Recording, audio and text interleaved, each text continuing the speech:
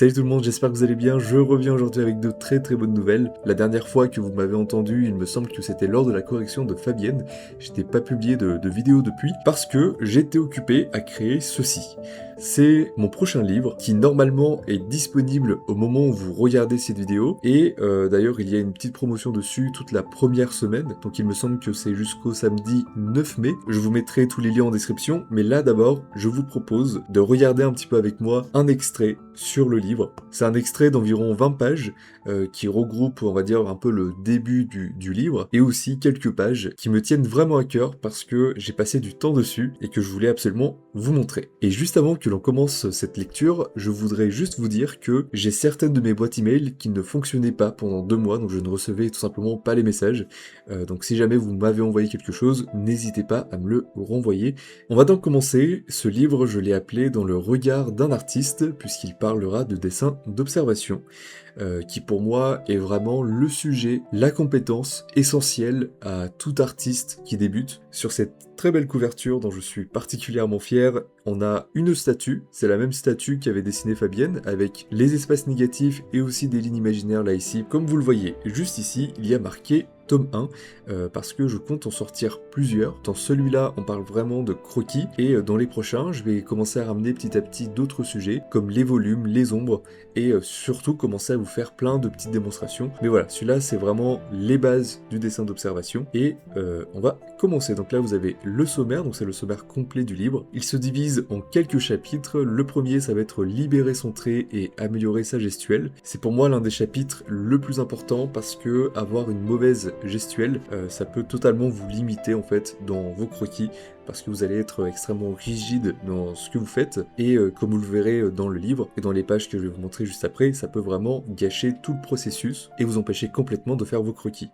Ensuite, on va voir comment observer une référence où je vais vraiment vous montrer comment est-ce que je fais très exactement pour observer. Simplifier une photographie en forme, ça c'est quelque chose que je fais absolument tout le temps lorsque je dessine. Ensuite vous avez les espaces négatifs, je sais que ça c'est quelque chose que l'on m'a beaucoup, mais alors beaucoup demandé, j'ai même reçu des emails sur ça, donc là voilà, c'est fait, et je pense que c'est l'un des meilleurs chapitres, vous allez adorer. Et ensuite on a les lignes imaginaires, avec à la fin 3 projets finaux à réaliser.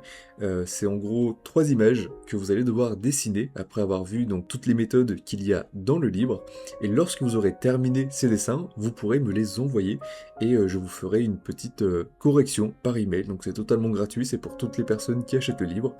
Ensuite, là ici, on a l'introduction du livre, avec Leonardo que j'ai complètement refait. Je ne sais pas si vous vous en souvenez, mais dans mon livre précédent, il n'était pas très beau. Et là, j'ai profité du fait d'avoir l'iPad pour pouvoir le redessiner complètement. Et je vous propose de lire un petit peu l'introduction. Comme ça, vous pourrez voir si c'est vraiment un livre qui vous intéresse ou pas. Déjà, bienvenue dans mon atelier. Lorsqu'on se balade dans des musées ou qu'on scrolle sur Instagram, on voit des artistes talentueux réaliser presque par magie des croquis parfaitement proportionnés, vivants et surtout dans un laps de temps très court. Et ça, c'est vrai que ça peut être très frustrant. C'est alors qu'on se dit, lui ou elle a du talent. Et je vais vous montrer que ce n'est pas totalement faux. Je vais vous prouver que vous êtes aussi capable d'avoir les mêmes résultats en vous révélant ce qui se passe exactement dans le cerveau de ces artistes. Vous allez plonger dans ce que j'appelle la connexion œil-cerveau-main. Je pense que c'est quelque chose que vous avez déjà entendu parler, mais juste avant ça, laissez-moi vous montrer mon parcours qui pourrait vous aussi vous inspirer. Donc j'ai mis des dessins à moi. Comme beaucoup d'entre vous, je me suis mis au dessin d'observation parce que j'en avais marre de devoir utiliser des quadrillages à chaque dessin, ce qui rend le processus long et ennuyeux. Et ça c'est vrai parce que dans le passé, lorsque je faisais mes dessins, j'utilisais tout le temps des quadrillages.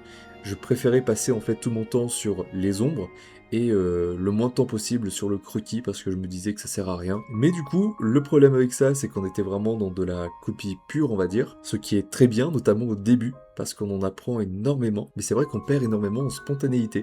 C'est-à-dire le jour où vous avez, par exemple, vous allez sur Pinterest, vous voyez, je sais pas, un portrait, quelque chose, un animal à dessiner, et bah là, vous pouvez vous dire, ah mais faut que je fasse un quadrillage, et ça peut vous enlever l'envie de dessiner. Donc ça peut vraiment vous bloquer.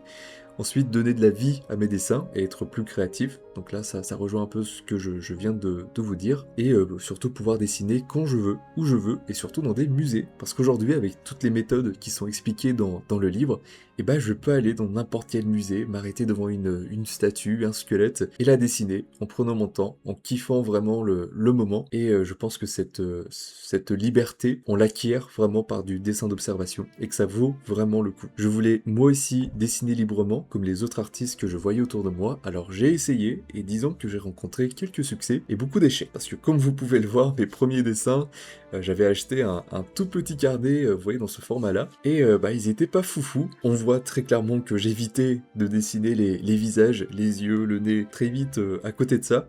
Et en même temps, j'essayais de dessiner un peu sur le vif, donc ça, c'est des dessins que j'ai fait en observant vraiment quelqu'un qui était en face de moi. Donc j'avais pas forcément en même temps beaucoup de temps, mais voilà, c'est mes premiers essais.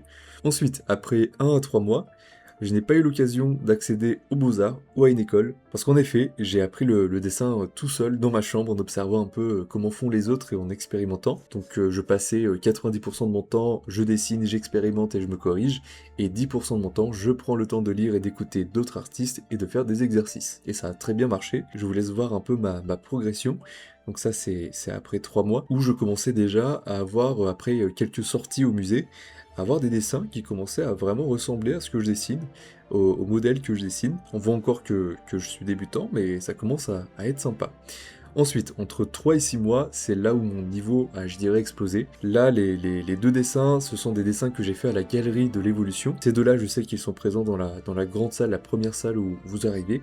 Ensuite, là, on a une petite figure humaine. Là aussi, je faisais un petit peu mes débuts, mais c'était quand même déjà sympa. Et là, c'est certainement un dessin que j'ai dû faire à la galerie de paléontologie, qui est malheureusement fermée pour une longue période. Je ne sais pas si vous avez vu ça passer, mais c'est un peu chiant. On va hélas devoir être patient. Il y a la maîtrise entre 6 mois à 1 an. Je tiens à dire que il me semble que c'est que ces 2 dessins-là qui ont été faits à 1 an, parce que les autres sont un peu plus récents. Entre ces pages, mon niveau a vraiment explosé à partir du moment où je me suis intéressé aux dessins d'observation. Et ensuite là, vous avez quelques dessins que j'ai fait sur tablette, parce que dorénavant, je dessine aussi un petit peu sur Procreate, sur iPad. Et là, je suis convaincu d'une chose, c'est que vous pouvez atteindre ces résultats, vous aussi. Cela demandera du temps et des efforts, mais grâce à ce livre, vous allez gagner des mois d'apprentissage et vous rapprocher bien plus vite de la liberté de dessiner tout ce que vous voyez. Donc voilà, ça c'est l'introduction, et là on va commencer le premier chapitre, donc libérer son trait et améliorer sa gestuelle. Bon, je vais pas vous faire toute la lecture, je vais vous mettre un lien en description pour que vous puissiez télécharger l'extrait et pouvoir le lire tranquillement de l'autre côté. Mais là, pour vous résumer, je vous montre vraiment ce que ça fait de dessiner avec un trait qui est trop rigide. On voit qu'on obtient des résultats qui sont pas foufou. Là pareil, vous voyez. Alors qu'à côté, j'ai fait un dessin, un début de croquis avec un trait qui est extrêmement dynamique, et je vous pose la question, lequel de ces 2 dessins vous semble être le plus facile à poursuivre? Très clairement c'est celui-là, donc voilà, je vous montre un petit peu la différence. Et là un autre exemple sur une figure humaine où on a un trait qui est vraiment très rigide, et vous voyez un petit peu la différence entre les deux. Là c'est vraiment dès l'instant où on commence à être souple avec son crayon, dès l'instant où, bon je vous ai pris un petit crayon, mais dès l'instant où on arrête vraiment de tenir son crayon, vous voyez, au bout de la mine comme ça, et qu'on se relâche un petit peu et qu'on commence à faire des mouvements qui sont un peu plus amples. Par ailleurs, sur ce chapitre-là, j'ai une vidéo que vous pouvez visionner, qui dure, il me semble, une quinzaine de minutes, où je parle de la gestuelle et où je vous fais des démonstrations. Donc là ensuite vous avez un premier exercice que vous pouvez télécharger et faire de votre côté. Donc vous avez juste à cliquer sur cette image, ça va vous ouvrir l'image qui est juste ici.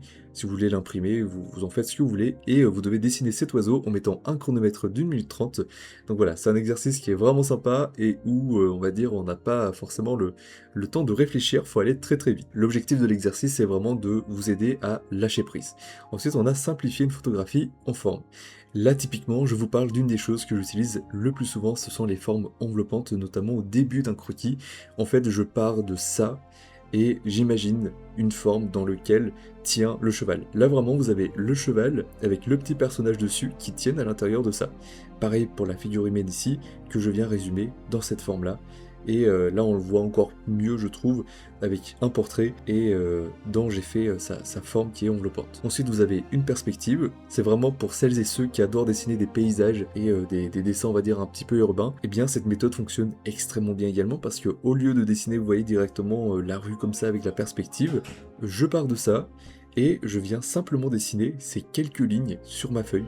Et à partir de ça, je vais venir et puis faire tout le reste de mon croquis. Ensuite, on a les espaces négatifs. Donc ça, comme je l'ai dit, c'est vraiment le chapitre qu'on m'a le plus demandé. On m'a envoyé même des messages là-dessus. Là, pour le coup, je vous ai choisi un exemple qui est absolument parfait pour illustrer ça. Avec ce cheval, imaginez que vous soyez en train de dessiner ça et que vous voulez dessiner les jambes du cheval.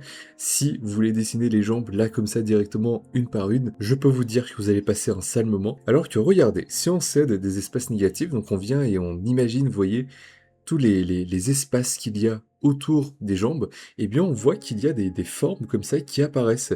Eh bien si vous venez dessiner ces formes-là, vous allez avoir l'emplacement des jambes qui vont apparaître tout seuls et derrière vous n'aurez plus qu'à les dessiner tranquillement. Ensuite, vous avez les espaces négatifs, mais pour les visages, notamment les visages de côté. Je sais que certains d'entre vous ont des difficultés avec ça. Donc là, pareil, vous voyez, au lieu de venir et d'essayer de dessiner directement toute cette ligne là ici, on vient plutôt observer cette forme-là et on vient dessiner cette forme. Là en dessous, la même chose, je viens observer tous les espaces qui sont là ici, je vois que j'ai une grande zone ici, je vois que le nez vient et fait avancer un petit peu le visage vers l'avant, et qu'ensuite ça revient avec tous les espaces au niveau de là. Donc voilà, ça c'est des choses que j'utilise tout le temps lorsque je fais mes croquis, et que je voulais absolument vous montrer. Ensuite on a les lignes imaginaires. Là on commence à rentrer dans quelque chose d'un petit peu plus, un peu plus sérieux, un peu plus complexe, parce que ce sont des méthodes qui me permettent vraiment d'obtenir des bonnes proportions. Tout d'abord, il y a le fait de créer des connexions entre les formes. Là par exemple je vais venir et puis regarder différents points, par exemple là le point A et le point B, je vois qu'ils sont à peu près au même niveau. J'ai donc créé une connexion entre les deux, et lorsque je vais venir et redessiner ça, donc on peut imaginer ça sur un portrait avec deux points que j'aurais trouvé sur un visage, je sais que les deux doivent être alignés. Là ici sur cet exemple, je vois que mon point A est un petit peu sur la droite, vous voyez, de ce rectangle là, donc on n'est pas au centre, on est un petit peu décalé sur la droite. Toutes ces formes où je peux venir et créer des connexions absolument de partout. On voit que là en partant du bas de ce cercle, on est au même niveau que ce rectangle là sur le côté. Je vois que le sommet de ce rectangle est au même niveau que vous voyez le coin de ce carré. On a le haut du cercle qui est au même niveau que le haut du triangle, et on voit aussi que le bas du triangle dépassait un petit peu. Enfin voilà, c'est plein de petites choses, plein de petites connexions que vous pouvez venir et créer comme ça, et qui vont vous aider lorsque vous ferez vos croquis. Ensuite on a les distances et les tailles, parce que je vais également en dessinant mesurer absolument tout ce qui me passe sous les yeux. Typiquement, je vois là, ici, deux formes, je vais venir et mesurer la distance qui les sépare. Là, ici, pareil, j'ai plusieurs formes, je vais venir à chaque fois mesurer les distances, et vous voyez, en comparant ces distances A à ces distances B, je sais à peu près à quelle longueur est-ce que je devrais mettre mes formes. Là, ici, je vais venir mesurer la taille. Donc voilà, je vous laisserai découvrir un petit peu tout ça. Ensuite, on a un exemple ici avec une locomotive où je vous montre comment est-ce que je ferai pour la dessiner. Ici, très clairement, la meilleure manière de dessiner cette locomotive est de commencer par ces lignes qui apparaissent naturellement sous nos yeux. Vous voyez ces lignes que j'ai mis en avant en rouge et qui suivent parfaitement la perspective de la locomotive. Comme vous le voyez, toutes ces lignes pointent à peu près sur le même point et c'est ce qu'on appelle le point de fuite. Avec, vous voyez ici, le deuxième point de fuite qui lui sera vraiment tout à droite. Donc là, on a un point de fuite ici et on en a un autre qui est vraiment tout au loin qui ne rentrerait même pas dans le cadre.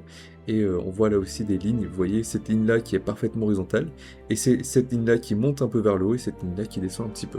Et c'est malheureusement la fin de l'extrait, donc voilà, vous venez de découvrir une vingtaine de pages de ce livre. Honnêtement, c'est le livre où je me suis le plus éclaté, où je me suis le plus amusé, et je pense que ça se voit très bien. Vous avez une dizaine d'exercices, vous avez donc 3 projets, dont je ferai la correction par email. Dès que vous avez fini votre dessin, vous me l'envoyez, je vous le corrige.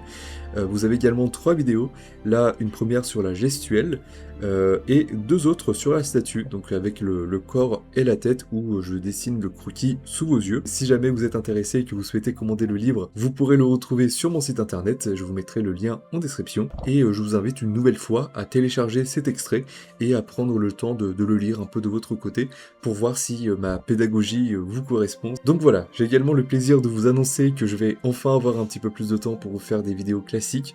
Voilà, je pense qu'on va se faire quelques tutoriels par-ci par-là. Et d'ailleurs, je tiens également à vous remercier parce que j'ai annoncé le livre, il me semble, ce jeudi par mail, et j'ai reçu plein de réponses, donc merci à vous pour votre accueil.